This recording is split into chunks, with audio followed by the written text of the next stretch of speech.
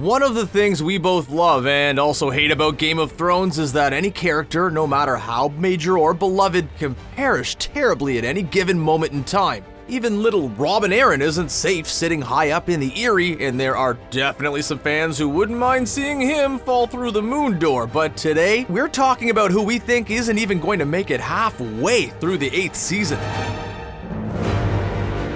Rationally, we know better than to get attached to any of the characters on Game of Thrones. We've been paying attention, and we know there's not going to be a happy ending, but come on, who can't help falling in love with Tormund Giantsbane? Well, besides Brienne, of course. Tormund is as dangerous as this guy is loyal, and that's a valuable trait in Westeros. Managing to survive beyond the wall, that's no easy feat, and we've seen Tormund get out of some terrifying situations with relative ease. But at the end of Season 7, well, things didn't look so good for our Kiss by Fire friend. Although he narrowly escaped being blasted by Viserion, he couldn't get away from the ice and snow cascading down around him. The wall is pretty much the least safe place anyone could be right now, and that's saying something considering the political climate. As much as we hate to say it, Tormund's career in Westeros might be coming to an end sooner than we would have liked. Even if he does manage to miraculously survive this attack by Viserion and the Night King, he's not going to stop fighting until the war is won. And let's not forget that Tormund wasn't alone keeping watch on the wall when Viserion attacked at the end of Season 7. He was accompanied by Beric Dondarrion, a man with a flaming sword who happens to be nearly fresh out of lives. While everyone else is trying to make the most of their one life, Beric has been clicking yes on life's continue screen for ages now. He's been impaled by the mountain, cut through the stomach with a knife, shot in the back, chopped up with an axe, and that's just the beginning. Beric was executed by the Lannisters for treason, and they both hanged him and then put a dagger through his eye. We'd call that overkill, but not when it comes to Beric, since he went on to be taken down by the Hound during a trial by combat. But now, Thoros is gone, and Beric's extra lives have run out. Considering how often he's defeated, it's safe to say he's not going to survive too long in Season 8, if he even makes it past the first episode. Beric has made it clear he fully intends to fight the true enemy, the White Walkers, until his very last breath, and we have a feeling that's exactly what he's going to do.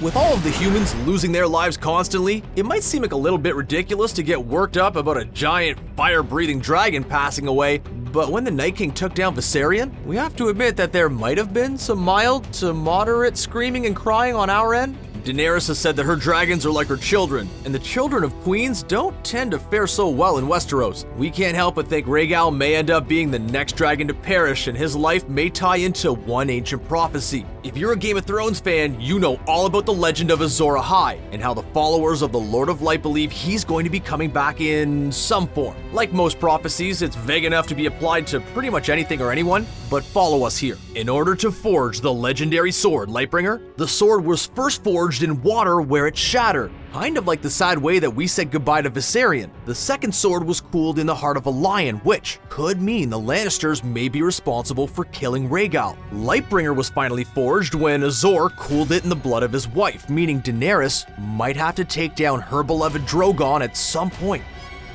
We know not all romances can be as deep, meaningful, and beautiful as that of Tormund and Brienne, but there are some that we just can't make ourselves care about, like for instance the love between Greyworm and Melisandre. We admit it's not entirely their fault, it's mostly because these two started hooking up near the end of Season 7 when things were intense, and we wanted to see more action before the show ended. And no, not that kind of action. We were thinking more like epic sword-clashing battles and dragons decimating everything in sight. Greyworm is a warrior first and foremost, and he's unflinchingly loyal to Daenerys. She freed him and his fellow Unsullied from slavery and promptly took them overseas to fight against an army of the undead. Talk about getting out of the heat and then into the fire. Well, out of the heat and then into the incredibly cold. Yeah, that's not a perfect metaphor. Anyway, the point is that Greyworm isn't going to stop fighting, and his sense of duty towards his queen is stronger than his individual will to survive. There's no way that he would back down from a battle, even one that he couldn't win.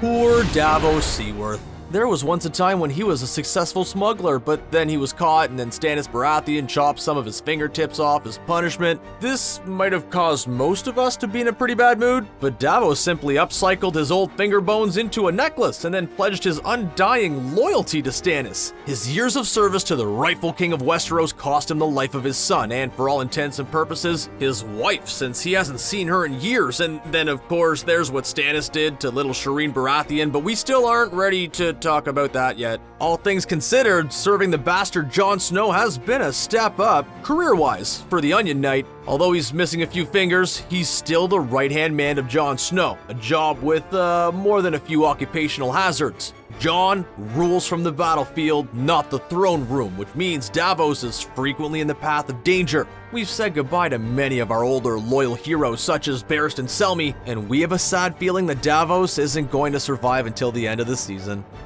He's not quite at Beric Dondarrion levels of death-defying, but it's safe to say Sir Jorah Mormont is living on borrowed time. He survived royally angering Daenerys, which is no easy feat, and to make matters worse, he also came down with the notoriously deadly Greyscale. But all it took was Samwell Tarly going above and beyond and, ripping off all of his skin, and then Jorah was right as rain and back in fighting shape. It's no secret, Jorah has been pining over Daenerys for ages. Enough that the banner he waves might as well read Sir Friendzone. But really, his dedication to Daenerys is about more than that. Jorah has been thoroughly discredited and disowned by his own family and pretty much everyone in his life. He is desperate to prove that he can be more than a failure, and his dedication towards Daenerys is born of a desire to prove that he's not completely worthless. Of course, it would be ideal if he could get that validation from inside himself and living a good life, but we have a feeling he's going to do so by dying courageously in battle. At least he doesn't have to worry about House Mormont. It's in more than capable hands. The Starks are practically an endangered species by now, and so are their direwolves. We've said goodbye to all of them, except for Nymeria and Ghost, and even those two are barely ever around anymore. We understand Nymeria has a lot on her plate, what with commanding a pack of wild animals, but Ghost is supposed to be the faithful companion of Jon Snow. We haven't seen him in ages, and it turns out there's a reason for that, which is practical rather than plot-driven. How dare real-world budget constraints impact our fanciful fantasy television show, Game of Thrones is an expensive show to make, and as the battles get bigger, the price tag gets higher. Ghost was originally supposed to make an appearance during the Battle of the Bastards, but the budget simply wouldn't allow for it. It came down to having Ghost or 1-1 appear in the episode, and 1-1, well, he won one, kind of. Because wolves are real creatures covered in fur, the expectation for realism is high, and this makes them expensive to create. They're hard to render convincingly, and this means they're a low priority. Since fans would be upset to never see Ghost again, we have a feeling we'll see him in Season 8 before he perishes, probably terribly. It's safe to say Mira Reed spoke for all of us when she called out Bran Stark for being a real emotionless bummer following their return from beyond the wall. Bran survived being pushed out a window, being overcome by White Walkers, and all sorts of other horrific events, only to become the Three-Eyed Raven. Sure, he knows pretty much everything there is to know, but even Bran's sisters think he's just too creepy to be around. Then there's the strange connection between Bran and the Night King. We aren't sure if it's like a Harry Potter or Voldemort thing where both of them have to die or not, but there's definitely something weird going on with these guys. Some fans even think that Bran might be the Night King via magic powers and time travel and all that fun stuff. Was Aerys the Mad King driven mad because he could hear Bran's voice telling him to burn them all, meaning the White Walkers? Basically, this theory is all about how many horrific Westeros happenings can we blame on Bran. Now that Sam has access to pretty much all the information in Westeros, and Bran's duty seems to be creeping everyone out, we can imagine that he's not going to be around for much longer. Poor Gendry. Not perishing in the call of Robert Baratheon's bastards was pretty much the luckiest thing that's ever happened to him. His connection to the Royal House Baratheon has been more of a curse than a blessing and very nearly cost him his life. At the end of Season 4, we saw him rowing away in a boat after admitting that he didn't know how to swim or row a boat. Needless to say, things look pretty grim for our friend Gendry. When he didn't show up in subsequent seasons, some of us imagined that he was still out there rowing frantically, while others assumed that he met a watery end. But it turns out that Gendry managed to survive all of this time somehow, and instead of seeking safety on solid land, he pretty much goes ahead and gets himself into the most dangerous situation possible. He announces his true parentage to the world and then signs up to help in the fight against the White Walkers. Are we even sure Gendry wants to survive at this point? Many of us are hoping for a happy reunion between Gendry and Arya, but as we know, things never stay happy for long in Westeros.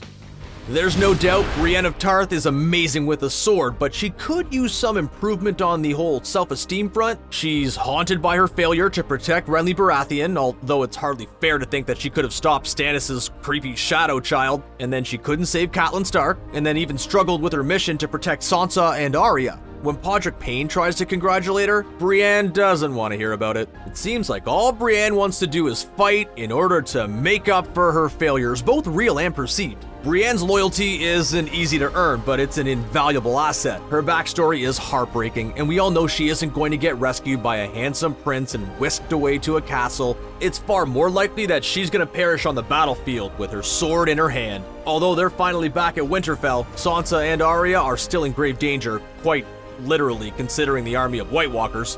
Brienne will do anything that she has to do in order to protect them, even if it means sacrificing herself. The only question at this point is if she and Tormund are going to share a kiss before they perish terribly, or if Tormund takes his unrequited love to the grave. Everyone has their favorite Game of Thrones characters, and no matter who you want to see on the throne, you have to admit it's hard not to like Podrick Payne. He's not from one of the major houses of Westeros, he has no claim to the throne, and he doesn't even have a particularly tragic backstory. In fact, the most interesting thing about Podrick is whatever got him his money back after a night out with Tyrion Lannister. What makes Podrick so remarkable is that he's kind of average in many ways. He's not the kind of guy prophecies are written about, but his loyalty, kindness, and humbleness make him just so darn likable. We get to see him start out as a squire and then work his way up to a talented warrior in his own right. While many characters have broken our hearts time and time again, being a fan of Podrick Payne has been a safe bet so far, which is all the more reason we are sure he's going to die terribly during Season 8. Come on. There is no way sweet Podrick is going to happily ride off into the sunset. He is going to break our hearts, we just know it. Remember when Jaime Lannister had 2 hands, a full head of golden hair, and then we all swore we'd hate him forever? My, how times have changed. Now, we just can't get over him hooking up with Cersei, and not because it's his sister, but because she's just the worst. And we all know about how Jaime feels about dangerous rules. There's a reason they all call him the Kingslayer. Many people believe Jaime is going to be the one to take down Cersei due to a prophecy made by Maggie the Frog. The prophecy talks about Cersei being taken down by a younger, prettier queen who many assume is Daenerys. One part says, "And when your tears have drowned you, the Valonqar shall wrap his hands around your pale white throat and choke the life from you." Now, Valonqar is High Valyrian for younger brother, and many fans assume this is referencing Tyrion. He's younger than Cersei, he can't stand her, and this wouldn't be the first time he's strangled someone. But others believe the prophecy could refer to Jaime. Although they're twins, Cersei was born first, and Jaime has been increasingly disillusioned with her. But if Jaime takes down Cersei, it seems unlikely that he'll escape with his own life. Varys is one of the characters we hope to hear more about before he perishes during Season 8. Come on, we can't be the only ones dying to know what the fire said to him when it spoke to him. Melisandre claimed both she and Varys are fated to die in Westeros, which seems like a pretty reasonable prediction at this point. There was a time when even Daenerys asked Varys why she shouldn't dispose of him right then and there. But he made a pretty compelling argument in his defense. He's possibly one of the only characters who genuinely cares about the fate of Westeros as a whole, and not in just preserving his own life or elevating his status or that of his family. Of course, that kind of integrity pretty much seals his fate. Noble ideals mean taking a serious hit to your luck in Westeros. In his quest to save Westeros, Varys has made some powerful enemies, including Cersei Lannister. She used to consider Varys an ally, and now he's firmly on Team Daenerys. Instead of working from the shadows, he's now walking around with a huge target on his back. It's safe to say that Melisandre is another character who's made some powerful enemies during her time on Game of Thrones. Sure, she's beautiful and charming, at least when she has her necklace on, but that only goes so far. Once you start sacrificing children for your dark magic, people tend to frown on that sort of thing. Even Jon Snow wasn't particularly grateful to her when she brought him back to life. At the end of Season 7, she promised to stay away from Jon and Daenerys and claimed her work in Westeros was complete. But that apparently doesn't mean she's not coming back. Although we saw her head back to Volantis, she told Varys they're both fated to perish in Westeros. But how Melisandre might meet her end is hard to say. It's possible that the White Walkers will be her undoing, or that she could be deemed too dangerous to let live by Daenerys or Jon. Maybe she'll just take off her necklace, forget where she put it, and then die peacefully of old age. Hey, this is Game of Thrones. Stranger things have happened. Jon Snow really does know remarkably little, all things considered. He doesn't even know that he's the rightful heir to the Iron Throne. It seems like those who are reluctant to take power are often the most well-suited for it, so it's no surprise so many fans would like to see Jon crowned King of Westeros. But let's not be blinded to the very real possibility that Jon won't make it to the end of Season 8. If Melisandre doesn't survive, he won't even get another freebie where he's brought back to life after being backstabbed. Quite literally. It's definitely going to be interesting when Jon's true lineage is revealed, and not just because he and his Aunt Daenerys have already hooked up. That's weirdly not weird when it comes to the Targaryen family. Many believe Jon Snow will be the Azor Ahai of prophecy and will end up having to take down Daenerys at some point. But what if the opposite is true, and Jon's the one who doesn't survive? Daenerys has been shown to be much more bloodthirsty and much less merciful than Jon, and unlike him, she actually wants to rule. We're just saying that if we were Jon, we'd be watching our back. What do you think about our predictions regarding who will perish and then who's gonna live to fight another day? Share your Game of Thrones Season 8 predictions with us in the comments section, and then click on the subscribe button for more videos from CBR. Thanks for watching, and we'll see you again next time.